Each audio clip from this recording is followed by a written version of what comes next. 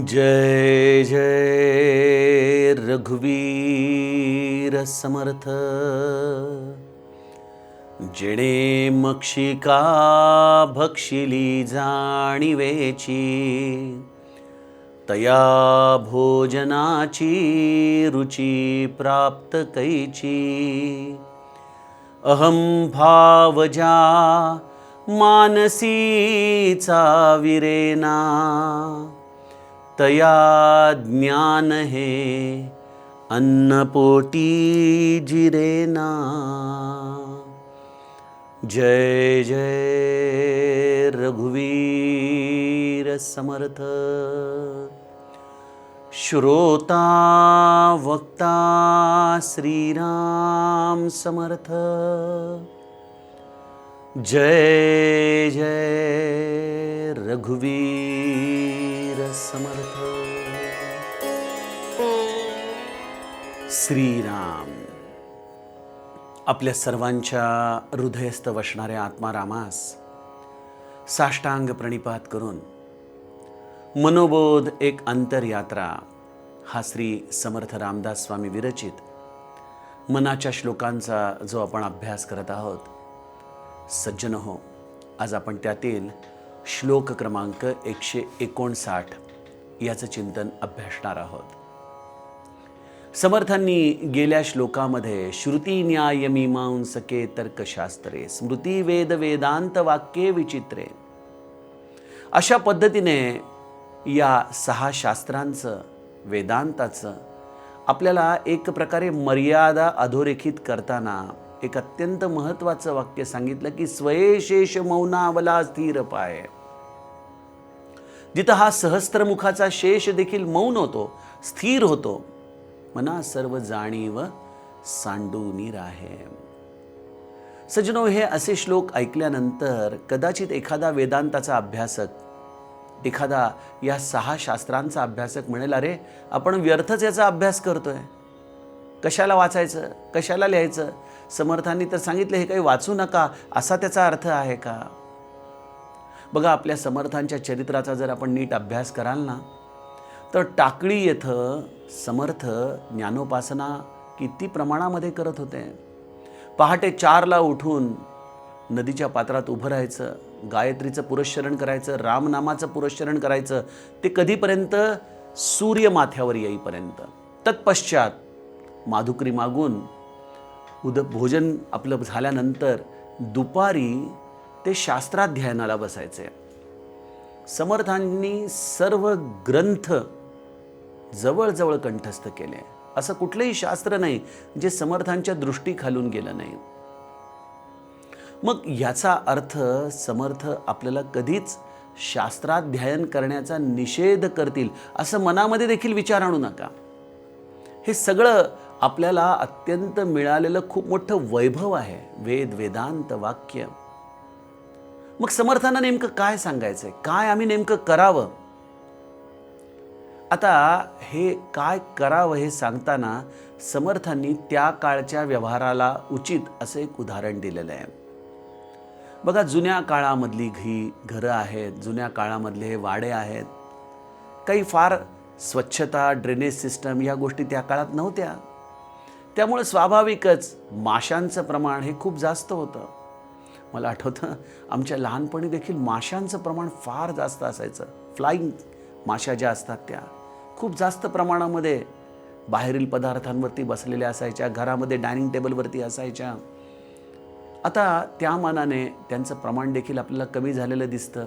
आजकाल ते मिठाईच्या दुकानांमध्ये किंवा खाद्यपदार्थांच्या दुकानांमध्ये देखील आपण इन्सेक्ट क्लिनर्सचे ते ट्यूबलाईट्स लावलेल्या बघतो, UV लाईट्स, ज्याच्यामध्ये त्या जळतात। त्यामुळं माशांचं प्रमाण हे खूप प्रमाणामध्ये आपल्याला आता कमी झालेलं दिसतं। परंतु जुन्या काळच्या गोष्टींच्या आधाराने, आणि तेही 300-350 वर्षापूर्वी विचार कराल तर समर्थ म्हणतात ते उदाहरण त्यावेळेला अत्यंत संयुक्तिक होतं।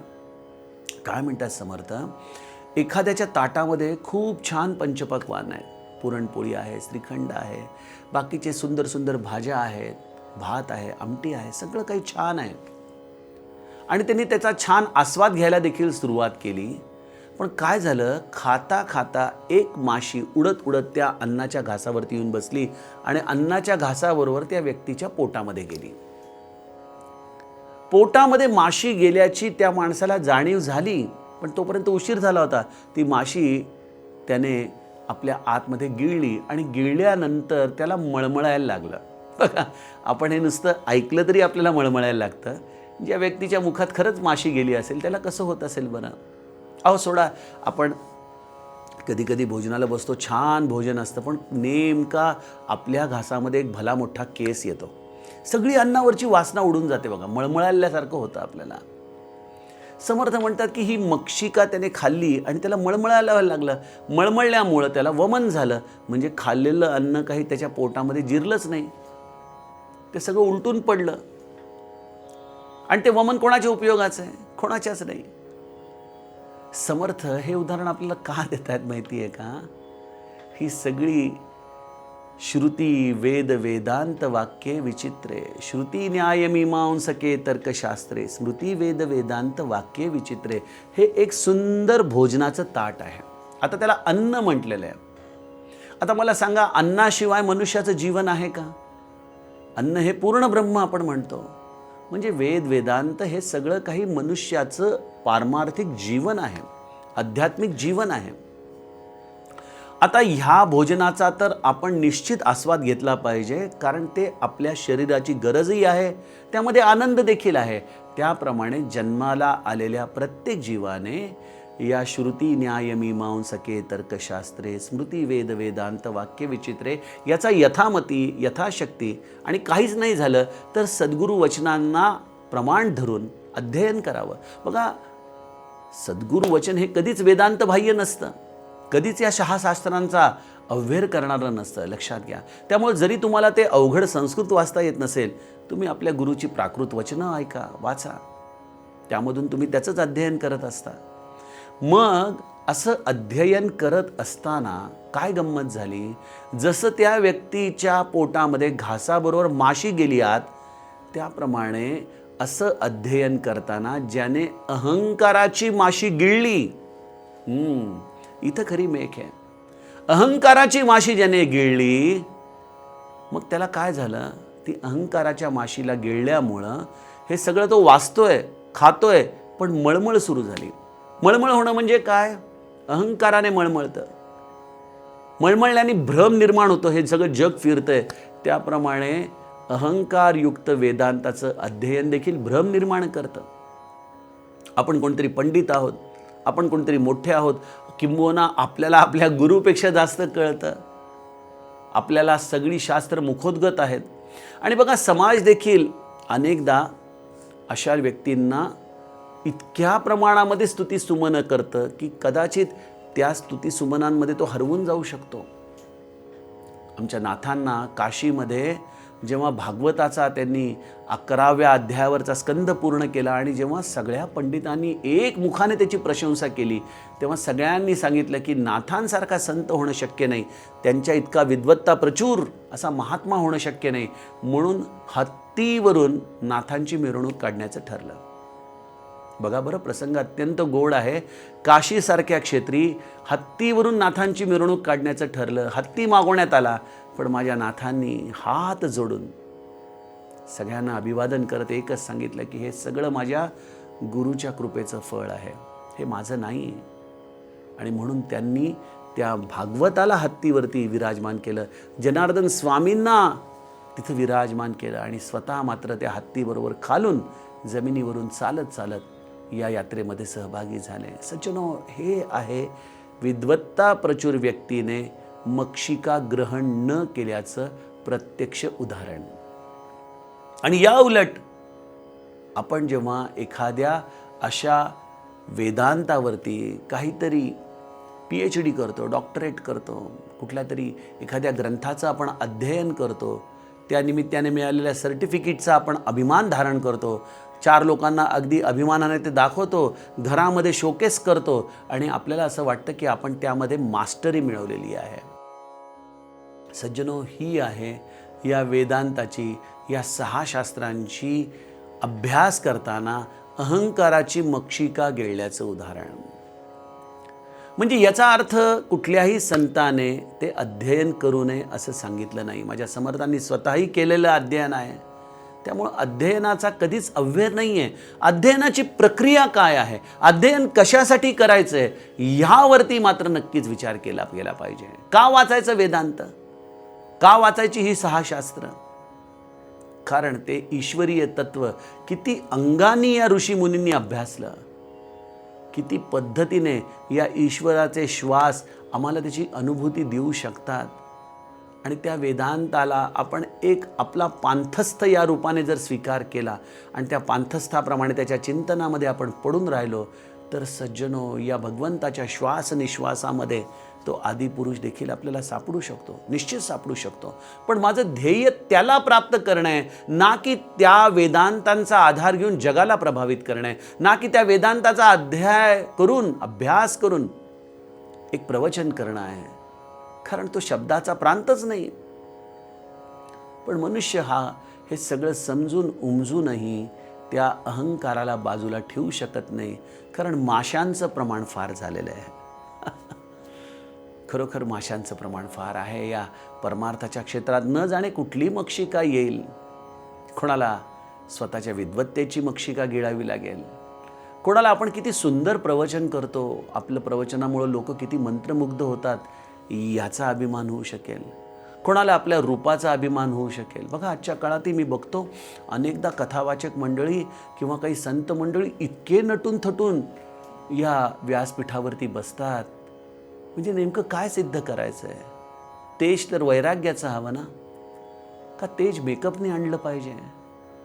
खरोखर या सगळ्या मक्षिका आपल्याला आजच्या काळामध्ये दिसतात. अनेक ठिकाणी या संस्कृतचं इतकं सुंदर सुंदर विधान करताना एवढे पल्लेदार शब्दांचा वापर केला जातो की त्या पल्लेदार शब्दांना अगदी नागपुरी भाषेत सांगायचं जावं तर सामान्यांच्या पल्लेच पडत नाहीत ते. पण तरी देखील या पल्लेदार शब्दांचा वापर केला जातो. कोणासाठी केला जातो? काय सांगायचं आहे? हे सगळं सांगायचं आहे की मी किती हुशार आहे, मी किती पंडित आहे, मी किती विद्वत्ता प्रचूर आहे. आणि तेही असायला हरकत नाही. पण सज्जनो, ज्या विधानांमध्ये आपल्या गुरुच्या बद्दल ओलावाच नाही हो, हे सगळं गुरुकृपेचं आहे. हे माझं नाही, हा माझा अहंकार नाही. ही जर कृतार्थता असेल तरी देखील चला शेकडो गुन्हे तुमचे माफ होऊ शकतात. पण मनुष्य ह्या पद्धतीमध्ये खरंच राहायला शिकत नाही. तो तर केवळ एक फॉर्मॅलिटी म्हणून बऱ्याचदा म्हणतो की हो हे सगळं गुरूंनीच केलं बरं. पण बोलताना, उठताना, जाताना, येताना क्षणोक्षणी हेच आहे की हे सगळं मी केलं आहे, हे मी केलं आहे, मी केलं आहे. ही मीपणाची जाणीव न जाणे कशी आपल्या पोटामध्ये जाते आपल्याला कळत नाही. फार सावधानता ठेवावी लागते. जसं भोजन करताना अनेकदा लोक वारा घालायचे राजांना. का बरं? कारण त्या वाऱ्याच्या आधाराने कुठली माशी त्याच्या जवळपास फिरकू नये. आपले नामदेव महाराज देखील आपल्याला हेच म्हणतात ना, अहंकाराचा वारा न लागो मजला. अहंकाराचा वारा कधीच आपल्याला लागू नये. त्यामुळं आपण नेहमी गुरुकृपेच्या शीतलतेमध्ये राहावं. बघा, गुरुछत्रछायेखाली राहावं. गुरुछत्रछायेखाली ना या माशांना प्रवेशच नाही आहे. हा अहंकार शिरूच शकत नाही. आपण सतत गुरुच्या चरणांना धरून राहावं. प्रत्येक गोष्टीचं श्रेय त्याला द्यावं. अभ्यास करावा, अगदी मनापासून करावं, झिजावं. आपल्या देहाला सर्व दृष्टीने कष्ट द्यावेत याचं अध्ययन करण्यासाठी. बघा, मी कधी कधी त्या वेदपाठ शाळांमध्ये जातो, मुलांकडे बघतो, छोटी छोटी मुलं असतात पण काय अध्ययन करत असतात. वेदांताचा अभ्यास, हे 6 शास्त्रांचा अभ्यास ही काही सामान्य गोष्ट नाही आहे. आपल्याकडे बघा, अनफॉर्च्युनेटली समाज व्यवस्थेमध्ये एखादा इंजिनियर एमटेक झाला की त्याला हायली क्वालिफाईड म्हणतात.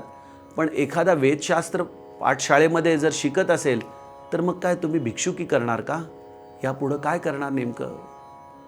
सज्जनो, तुम्ही एखाद्या वेदपाठ शाळेमध्ये जाऊन बघा किती लेवलचा बुद्ध्यांक लागतो या मुलांकडं, किती लेवलचं त्यांच्याकडे इंटेलिजंट असावं लागतं. तर कुठं जाऊन, नाहीतर अन्यथा तुम्ही एखादा, आम्ही कधी कधी यजुर्वेद ऐकायला जातो आमच्या गुरुजींच्याकडं, ते मग कधी कधी प्रेमाने म्हणतात ही घ्या ग्रंथाची कॉपी, तुम्ही देखील वाचा. अरे बापरे, हे वेदांत वाचणं, हा यजुर्वेद वाचणं, ऋग्वेद तर त्याहूनही अवघड आहे म्हणतात, पण त्या शब्दांची फोड करून ते बरोबर वाचणं, कुठं जोर देणं, त्या हातांच्या पद्धती, हे सगळं काही गुरुमुखातून शिकावं लागतं. फार त्याच्यासाठी अभ्यास लागतो.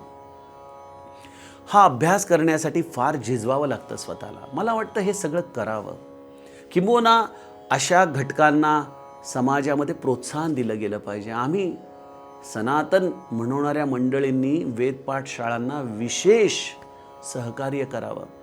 आपल्या घासातला घास काढून त्यांना द्यावा. हे सगळं कशासाठी करावं की जेणेकरून ही सनातन परंपरा आपण पुढच्या लोकांसाठी देखील जतन करू शकू.